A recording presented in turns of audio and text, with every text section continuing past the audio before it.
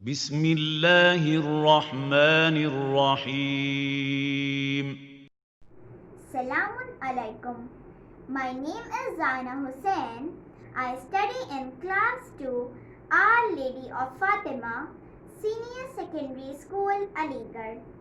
Today I am going to talk about Arba'in. Arba'in is an Arabic word which means 40.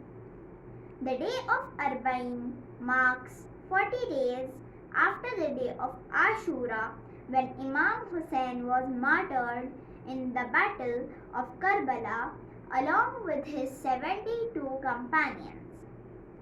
Millions walk from Najaf to Karbala to pay tribute to Imam Hussain. The walk from Najaf to Karbala is not an ordinary walk, rather a special one. Today I am going to recite a poem. The title of my poem is The Path.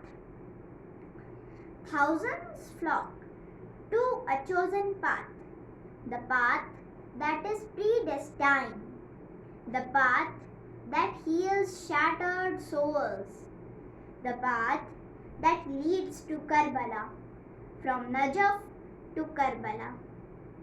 The experience of 3 days' journey on that path leaves a mark that creates spark and transforms hearts.